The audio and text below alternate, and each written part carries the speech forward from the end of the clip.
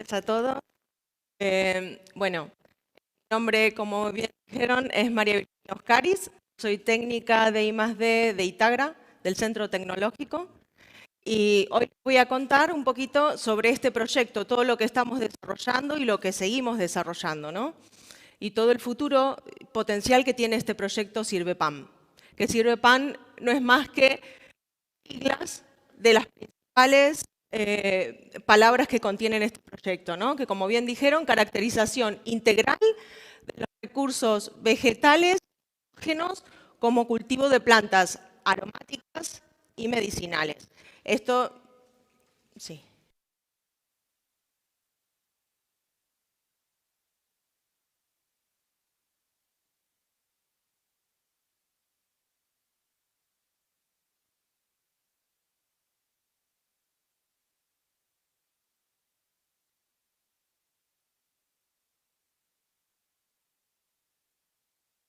Entonces, como bien les decía, esto, plantas aromáticas y medicinales en todo el mercado. Así que un poco voy a hacer referencia. Bien, en estas imágenes que aquí vemos, es muy gráfica la presentación y les quería mostrar. Esta es una de aquí de Castilla y León. Esta particular.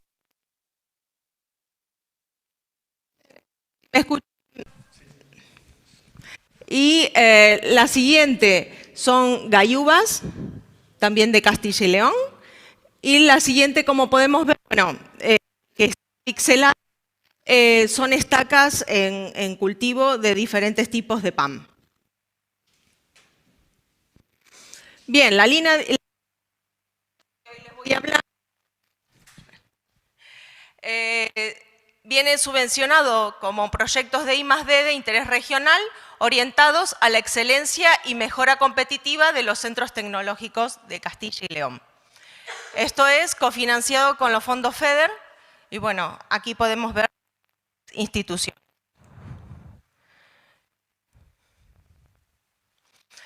Bien, un poquito para entrar ya sobre qué es lo que se basa el proyecto. Aquí les muestro los objetivos generales, que son en sí desarrollar nuevos cultivos de plantas PAM basados en los recursos vegetales endógenos de Castilla y León. Como segundo objetivo, tenemos, digamos, la caracterización de los principios activos, los quimiotipos de este tipo de planta, y vamos a seleccionar porque hay un montón de plantas, entonces nos vamos a centrar en su selección, les vamos a mostrar cómo. Después, generar material vegetal catalogado y listo para poder multiplicar y seguir trabajando en ello a futuro. Desarrollar también un protocolo definido para multiplicar cada material vegetal caracterizado y cuál es su óptimo. Y incentivar una industria transformadora de estos cultivos a base de caracterizar sus compuestos físico-químicos de estos cultivos y así poder saber su potencial de explotación. Bien, aquí les muestro una nube de algunas de todas las que se estudiaron como potencial interés para este proyecto. Hemos analizado más de 50 especies y se hizo una revisión exhaustiva bibliográfica para poder estudiar y cuáles son sus potenciales cada uno. También se tomó opiniones de expertos y a la vez se consultó al mercado PAM y a los potenciales mercados a los cuales podemos apuntar con estos compuestos activos que tienen nuestras plantas de aquí, de Castilla y León.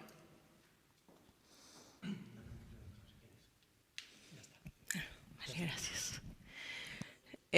Bien, aquí les mostramos algunas de las selecciones, faltan algunas otras, que se seleccionaron y se recolectaron de PAM como potencial cultivo para nuestra región.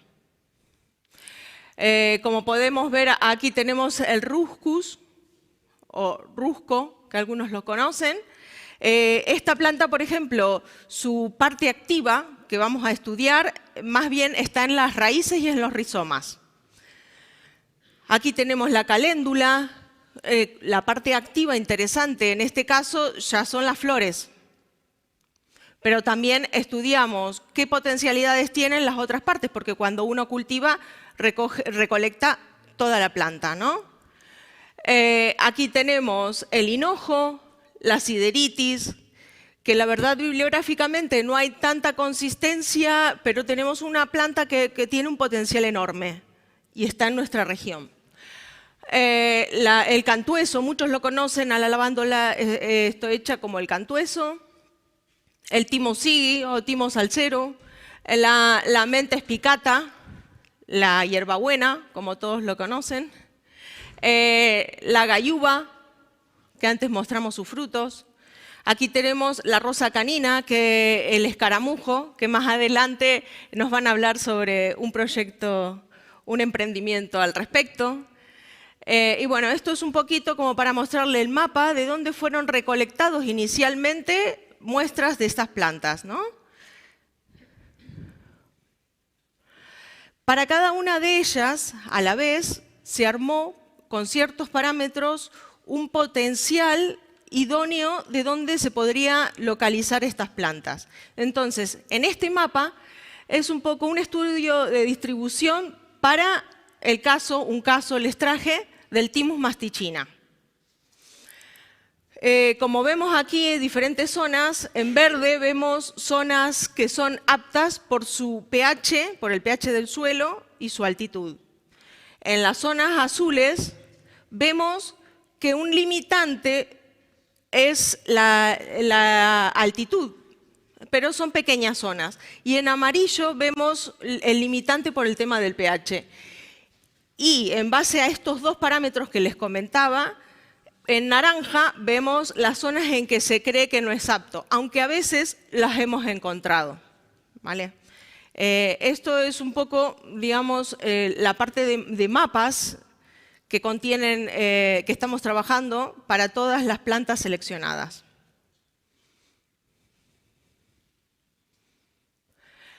Después de saber dónde las tenemos ubicadas, de haber recolectado su material vegetal, dependiendo también de cada zona, digamos, las temperaturas, y entonces saber en qué momento óptimo voy a tener, por ejemplo, las flores, si voy a analizar su parte activa.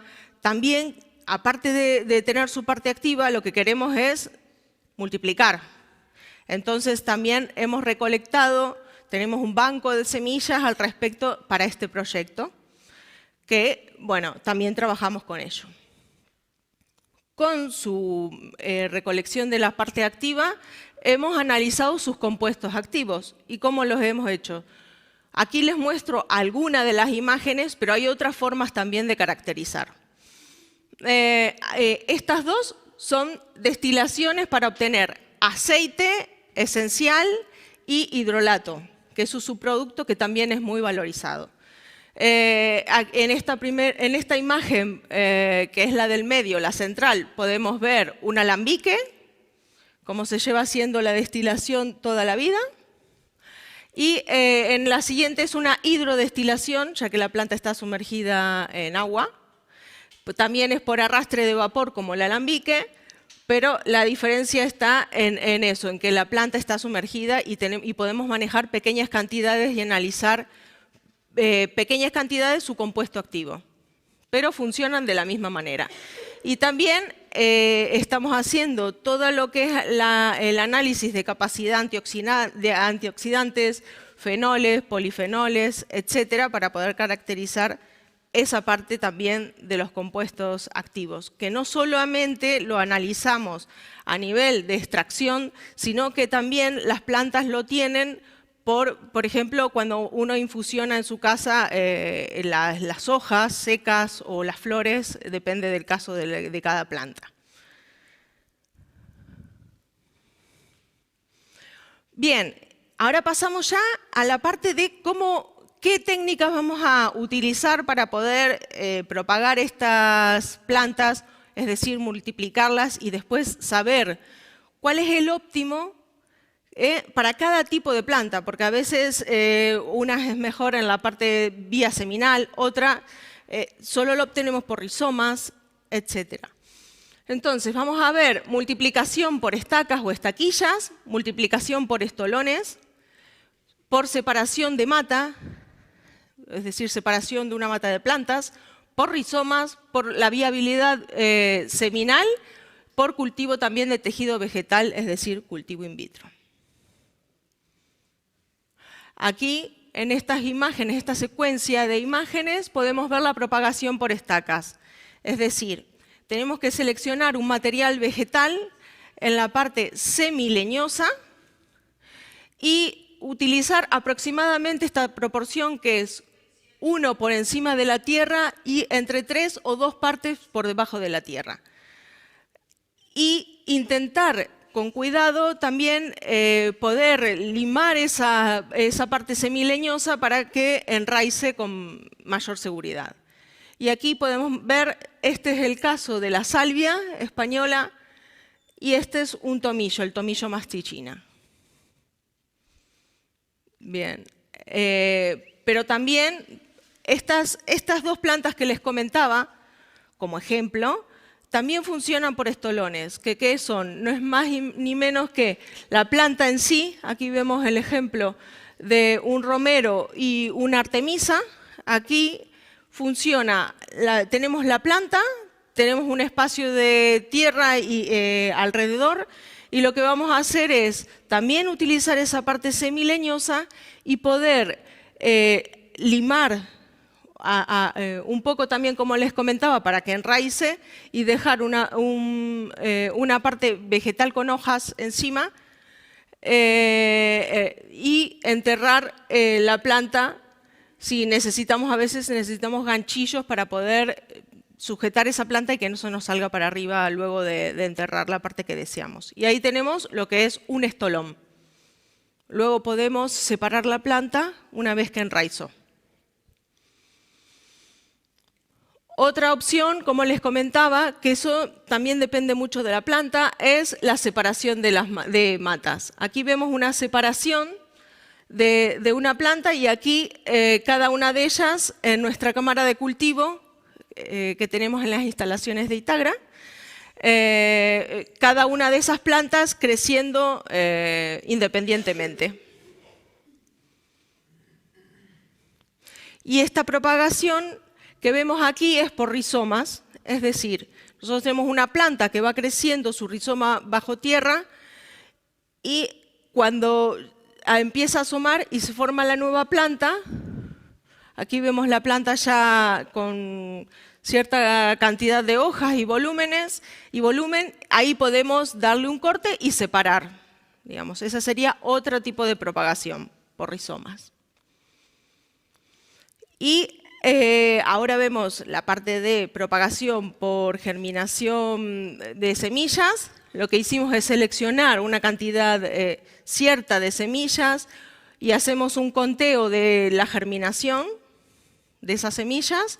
Les hicimos previamente un tratamiento, dependiendo de si lo necesita o no las semillas, un choque térmico puede ser, existen diferentes tipos de tratamiento, y luego de que las tenemos germinadas, saber si resisten estas plantas su trasplante y a la vez cómo son estos estados fenológicos de las plantas y poder saber también así el tiempo y la temperatura y su acondicionamiento para luego poder llevarlo a campo. Ese es también todo el objetivo de este trabajo. Aquí tenemos el cultivo in vitro, que lo tenemos por tejido vegetal. En este caso tenemos el lúpulo, digamos, todo el trabajo de cultivo in vitro se hace en las cámaras de nuestros laboratorios y luego se lleva a la cámara de cultivo para su crecimiento primero y luego para enraizarlo, para posteriormente hacer este trasplante y aclimatación para llevarlo a campo, a los campos de ensayo.